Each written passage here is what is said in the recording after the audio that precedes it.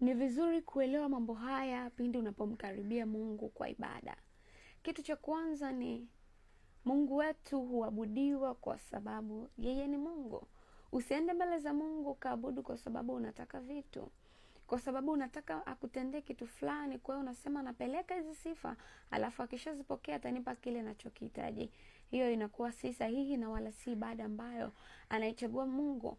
Watu wengi sana wamefanya ibada kuwa kama biashara. Wamefanya sifa na kuabudu mbele za Mungu kuwa kama sehemu ya biashara, kama barter trade, kwamba tunampa Mungu sifa alafu yeye Mungu atupe vitu. Ndio maana wakati mwingine inapotokea kwamba Mungu hajafanya vile ambavyo mtu alitarajia, vile ambavyo aliabudu, vile ambavyo alisifu, alafu Mungu hakufanya, mtu anakuwa rahisi kuvunjika na kukata tamaa na kusema, mbona tumemwabudu Mungu? Mbona nimekuabudu Mungu lakini sioni matokeo? Mbona nimerudisha sifa mbele zako lakini sioni impact yote? Ni kwa sababu umeenda mbele za Mungu ukiwa unamtazama kwamba Mungu wetu huabudiwa kwa sababu anatoa vitu, kwa sababu ya kutaka vitu. Mwabudu Mungu kwa sababu yeye ni Mungu. Hiyo tu ndio sababu. Uhitaji kutafuta sababu zingine zaidi. Kwa nini niabudu? Nenda mbele za Mungu, mpe heshima anayostahili kwa sababu yeye ni Mungu na ni Mungu ambaye anastahiliwa.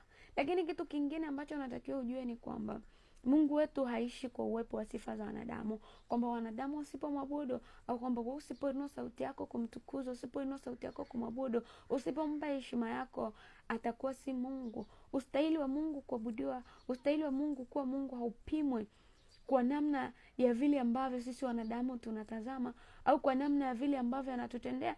Kama tukisema tumwabudu kwa sababu ametenda, kuna yale mengine ambayo ametenda sisi hatujaona kwa macho ya nyama. Kuna vile vingine ambavyo alitupigania katika ulimwengu wa roho na macho yetu hayajatazama na wala hatujaona. Kama tukisema hiyo ndio sababu yetu, basi kuna mahali tutamponja Mungu wetu. Kwa hiyo unapaswa ujue kwamba unatakiwa mwabudu Mungu kwa sababu yeye ni Mungu. Mwabudu Mungu kwa sababu yeye anastahili heshima. Hiyo tu ni kitu kikubwa sana. Kujua kwamba unamwabudu Mungu kwa sababu yeye ni Mungu ni kitu kikubwa sana. Lakini kitu kingine, usisubiri Mungu akutendee ndipo mwabudu. Mwabudu Mungu hata kama hajatenda, kwa sababu hata kama leo asipokutendea hicho ambacho unakitaka, haimaanishi kwamba yeye hataitwa Mungu. Hata kama asipokupa haja ya moyo wako, yeye atabaki kuwa ni Mungu. Kwa usipime uthamani au stahili wa ibada yako kwa Mungu kwa kusubiri au kwa kujibiwa maombi au kwa kusubiri Mungu akutendee jambo fulani. Yeye atabaki kuwa ni Mungu tu. Siku zote asili yake ni Mungu. Nguvu zake na mamlaka yake na namna anavyotenda, hakuna ajuaye, hakuna awezaye. So hakuna kitu chochote kile ambacho kitamlinganisha Mungu. Hakuna namna unaweza ukamfananisha Mungu na chochote. Mwabudu Mungu kwa sababu yeye ni Mungu. Mpe heshima yako, sifa yako, mpe ibada yako kwa sababu anastahili. Yeye haishi kwa sababu wewe unamwabudu, ila wewe unaishi kwa sababu yeye yupo. Kama yeye hayupo, wewe haupo. Kwa hiyo anaishi hata bila ya sifa zako, anaishi hata bila ya ibada yako. Anaitwa Mungu hata bila wewe mwanadamu kuwepo. Kwa hiyo mpe Mungu heshima inayostahili kwa sababu tu yeye ni Mungu.